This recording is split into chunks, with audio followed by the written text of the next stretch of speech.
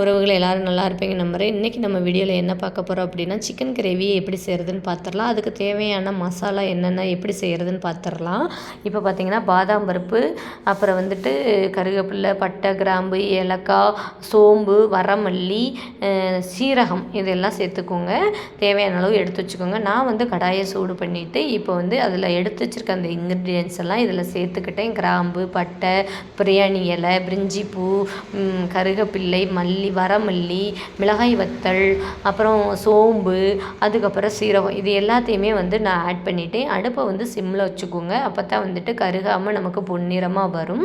இது எல்லாத்தையும் ஒன்றா போட்டு நம்ம வந்து பொன்னிறமாக வறுத்துக்கணும். இந்த இது வந்து உங்களுக்கு இந்த மசாலா வந்து இப்படி அரைச்சி செய்யும்போது குழம்பு நல்ல கிரேவியாக சூப்பராக வரும், டேஸ்டியாகவும் இருக்கும். நீங்கள் தேவையான அளவு நிறைய கூட பண்ணி வச்சுக்கலாம். நான் வந்து தேவையான அளவுக்கு மட்டும் அப்போக்கப்போ பண்ணிக்குவேன்.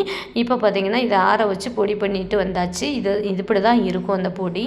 நல்லா கமன்னு வாசனை சூப்பராக இருந்துச்சு. இப்போ வாங்க நம்ம சிக்கன் கிரேவிக்கு தேவையான பொருள் என்னென்னு பார்த்துடலாம். இது வந்து வெங்காயம், பச்சை மிளகா ஒன்று எடுத்துக்கிட்டேன். வெங்காயம், பெரிய வெங்காயம் தேவையான அளவு எடுத்து நீல வாக்கில் கட் பண்ணிக்கிட்டேன். தக்காளியும் சின்ன சின்ன பீஸாக கட் பண்ணி வச்சுக்கிட்டேன். இஞ்சி பூண்டு பேஸ்ட்டும் எடுத்து தேவையான அளவு வச்சுக்கிட்டேன். இப்போ கடாயை வந்து நம்ம சூடு பண்ணிடலாம். சூடு பண்ணிவிட்டு நான் வந்து கடலெண்ணெய் தான் யூஸ் பண்ணுறேன். நீங்கள் உங்கள் வீட்டில் ரெகுலராக எந்த எண்ணெய் யூஸ் பண்ணுவீங்களோ அந்த எண்ணெய் யூஸ் பண்ணிக்கோங்க. நல்லா வந்து வெங்காயத்தை இப்போ வந்து ஆட் பண்ணிடணும். இது வந்து பொன்னிறமாக வர்ற வரைக்கும் நம்ம வெயிட் பண்ணணும். அது கூடவே பச்சை மிளகாயும் ஆட் பண்ணிக்கோங்க. இப்போ வந்துட்டு இதை சிம்மில் தான் அடுப்பை வச்சுக்கணும். நல்லா பொன்னிறமாக வரணும், ப்ரௌனிஸாக வர வரைக்கும் வெயிட் பண்ணணும். ப்ரௌனிஸாக வந்தால் மட்டும்தான் குழம்பு, கிரேவி எதுவாக இருந்தாலும் சூப்பராக இருக்கும். இப்போ இது கூட நம்ம சீக்கிரம் குயிக்காக வேகணும் அப்படின்னு நம்ம நினச்சோன்னா லைட்டாக கொஞ்சம் போல் உப்பு சேர்த்துக்கோங்க. இப்போ பார்த்திங்களா, உப்பு சேர்த்ததுக்கப்புறம் ஓரளவுக்கு ப்ரௌனிஸ் வந்துருச்சு. இன்னுமே கொஞ்சம் ப்ரௌனிஸ் வர்றதுக்கு நம்ம வெயிட் பண்ணணும். சிம்மில் வச்சுக்கோங்க அடுப்பை. அதுக்கப்புறம் வந்துட்டு நம்ம இஞ்சி பூண்டு பேஸ்ட்டை வந்து கொஞ்சம் தேவையான அளவு சேர்த்துக்கலாம். சேர்த்ததுக்கப்புறமும் நல்லா அந்த வாசனை போகிற அளவுக்கு நம்ம வந்து கிளறி விடணும். எப்போதுமே அடுப்பை வந்து சிம்மில் வச்சுக்கோங்க. அதுக்கப்புறம் அந்த வாசனை போனதுக்கப்புறம் நம்ம தக்காளியே ஆட் பண்ணிக்கலாம். இந்த தக்காளியும் நல்லா வந்து மசிஞ்சு வரணும். அது வரைக்கும் நம்ம வெயிட் பண்ணணும். கிண்டி விடுங்க. கீழே அடிப்பிடிச்சிடாத அளவுக்கு நம்ம வந்து கிண்டி விட்டுட்டே இருக்கணும். அதுக்கப்புறம் வந்துட்டு கொஞ்சம் போல் இதில் வந்து மஞ்சத்தூள் சேர்த்துக்கணும். நான் வந்து தேவையான அளவு மஞ்சத்தூள் சேர்த்துக்கிட்டேன். நீங்களும் உங்களுக்கு எந்த அளவுக்கு மஞ்சத்தூள் தேவையோ அந்த அளவுக்கு சேர்த்துக்கோங்க. நான் ஒரு அரை ஸ்பூன் அளவுக்கு மஞ்சத்தூள் சேர்த்துக்கிட்டேன். இதெல்லாம் சேர்த்து நம்ம கிளறி விடும்போது சீக்கிரமாக கொஞ்சம் மசிஞ்சு வரும். நமக்கு அந்த கிரேவிக்கு தேவையான அளவுக்கு அந்த இன்க்ரீடியன்ஸ் எல்லாம் வந்து சூப்பராக வரும். இப்போ வந்து ஒரு ஸ்பூன் அளவுக்கு நான் வரப்பொடி சேர்த்துக்கிட்டேன். நீங்களும் சேர்த்துக்குங்க. சில்லி பொடி, அதாவது நம்ம காஷ்மீரி சில்லின்னு சொல்லுவாங்க இல்லையா, அந்த பொடி சேர்த்துக்கிட்டேன். நீங்களும் சேர்த்துக்கோங்க உங்களுக்கு தேவையான அளவு. இதுக்கப்புறம் நம்ம அரைச்சி வச்சுருந்தோம் இல்லையா அந்த மசாலாவை வந்து நான் சேர்த்துக்கிட்டேன். எனக்கு தேவையான அளவு, உங்களுக்கு தேவையான அளவு எவ்வளோ தேவையோ. நான் 1/2 கிலோவுக்கு தான் அந்த கிரேவி ரெடி பண்ணுறேன். அதுக்கு தகுந்த மாதிரி இந்த மசாலாவை போட்டிருக்கேன். உங்களுக்கு எத்தனை கிலோவோ அதுக்கு தகுந்த மாதிரி இந்த மசாலாவை சேர்த்து ஆட் பண்ணிக்கோங்க.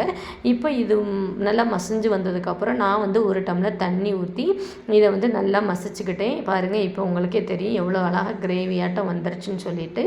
இதுக்கப்புறம் வந்துட்டு நம்ம கொஞ்சம் போல் தயிர் சேர்த்துக்கலாம். தயிர் சேர்த்து இதில் ஆட் பண்ணி நல்லா பண்ணும்போது இன்னும் டேஸ்ட்டாக நல்லாயிருக்கும். கிரேவி வந்து எடுத்து கொடுக்கும், நல்ல டேஸ்ட்டாக இருக்கும். கிரேவியாகவும் நல்லா வர்றதுக்கு இந்த தயிர் வந்து நல்லது. தயிர் சேர்த்துக்கோங்க தேவையான அளவு. நான் சேர்த்துக்கிட்டேன். அதுக்கப்புறம் வந்துட்டு சிக்கனை வந்து இதில் நம்ம சேர்த்துடலாம். சிக்கன் சேர்த்து நல்லா அந்த மசாலாவும் சிக்கனும் ஒன்று போல் சேர்கிற அளவுக்கு நம்ம வந்து கிளறி விட்டுக்கிட்டே இருக்கணும். இப்போ பார்த்திங்கனாலே தெரியும் உங்களுக்கு எந்த அளவில் இருக்குதுன்னு சொல்லிட்டு.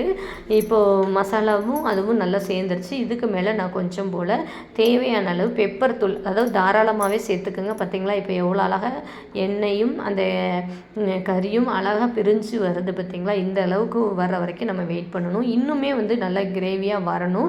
இதுக்கு நம்ம இன்னும் தேவையான அளவு தண்ணி ஊற்றிக்கலாம். அதாவது உங்களுக்கு இந்த அளவு இந்த பதமே இருந்தால் போதும் அப்படின்னு நினச்சிங்கன்னா நீங்கள் இப்படியே கூட விட்டுறலாம். எனக்கு வந்து கொஞ்சம் குழம்பாகவும் வேணும் அப்படின்றதுனால நான் இன்னும் கொஞ்சம் தண்ணி சேர்த்துக்கிட்டேன். இன்னும் ஒரு டம்ளர் 2 டம்ளர் தேவையான அளவுக்கு நான் தண்ணி சேர்த்துக்கிட்டு அதுக்கு தகுந்த மாதிரி உப்பும் போட்டுக்கணும்.